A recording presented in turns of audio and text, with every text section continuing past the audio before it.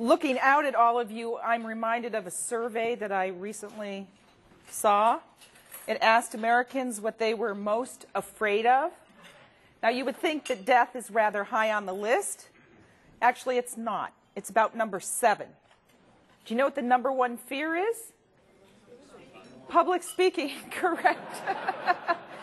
That means if you believe the results of the survey, most of you would rather be dead than up here where I am right now. In the last 100 years, we have come close to almost doubling life expectancy. That's really an extraordinary accomplishment. So here we are now.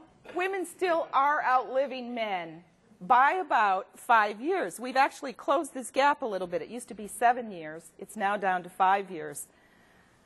I'm reminded of an editorial that an elderly male physician wrote recently in the British Medical Journal. He was asking the question, why is it that women still outlive men?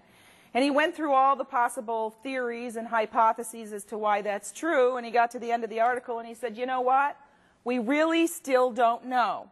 He said, it must be in the genes, that men are cut out for a short, brutal life, and women a long, miserable one. Well, we're trying to change all that. So, leading killers. Heart disease, right? Number 1 for men and women. Cancer. Stroke is number 3, and quite frankly, I don't know why. Now, I want to share something with you that's been a real epiphany for me, reading the medical literature over the last few years. What we've learned today is there's something that's even more basic and fundamental going on. It's called inflammation.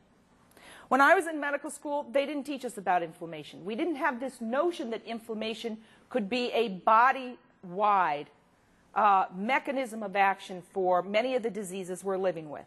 So, for example, if you have inflammation in your joints, what do you have? Okay. If you have inflammation in your coronary vessel, what do you have? Atherosclerosis, right.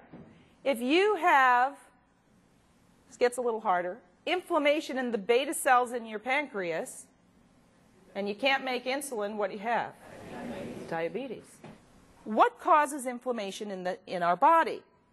As you might imagine, it's got to do with our environment.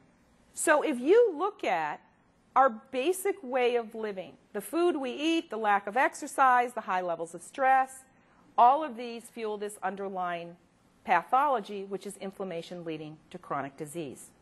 So, what's to be done about all this? Well, what I'd like to do with our time remaining is to concentrate on what I have learned from the literature, from the science. The science is overwhelming now about the 5 keys to optimal health. Hi, I'm Dr. Holly Atkinson. Thank you for considering me for your event. I love speaking to live audiences, and I'm committed to making your event a great success. I'll work directly with you to craft my message specifically for your audience. In this keynote, The 5 Keys to Optimal Health, I cut through the clutter of health information and media hype and focus on those 5 simple actions that, if practiced, will lead to optimal health and happiness. Let's go back to my speech and pick up on the 4th key, where I explain the importance of taking on new challenges. Number 4. You've all heard about the crossword puzzles to keep your brain young, right? Wrong. What should you do to stimulate stem cell growth in your brains and keep your brain as fit as possible? Sleep. Well, sleep's very important. No, but that's not it. Actually, sleep will not generate new stem cells in the brain. You've got to do 2 things. The first is exercise. Older people who exercise can recruit brain cells. It stimulates brain cells. Literally, it stimulates more stem cells in the brain. But here's the key. What you also have to do is take on a new challenge. Now, if you've never done crossword puzzles before, by all means do them. If you've been doing crossword puzzles for 10 years and you're great at them, you got to find something else to do. Let me turn to the 5th key, to do good unto others. It's about being connected to something higher than yourself. You know, in every single one of the great religions and great philosophies of the world, there is this edict to do good unto others. And we now have tons and tons of data that show us that people who are altruistic and give to others and serve their community are actually healthier physically, psychologically, they're far happier, and they have more gratitude in their life. It also helps weather the storms of your own personal life. So what I want you to think about here today is I want you all to think that you're 100 years old. Have I covered everybody? I know I've had to up the age, you know, as the longevity revolution has been in gear. You're 100 years old, and the local paper this afternoon, along with the New York Times and the Wall Street Journal, are all going to come and interview you because you're someone world famous. You know, up there with your Madonna.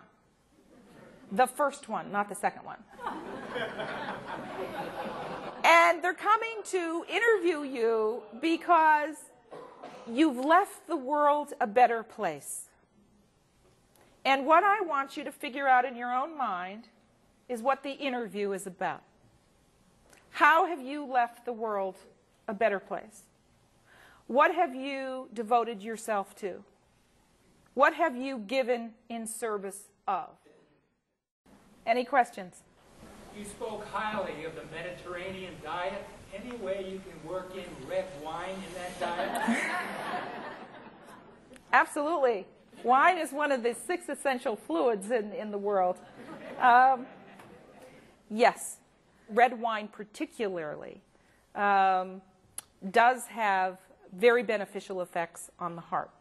Now, there's bad news and good news in this. The good news is that a glass a day does apparently help mitigate or reduce the inflammatory process and atherosclerosis in ways that we probably don't know completely yet. However, the bad news is, and some of you may have seen this on the news this morning, increasingly we are getting data that the amount that women can drink is fairly little.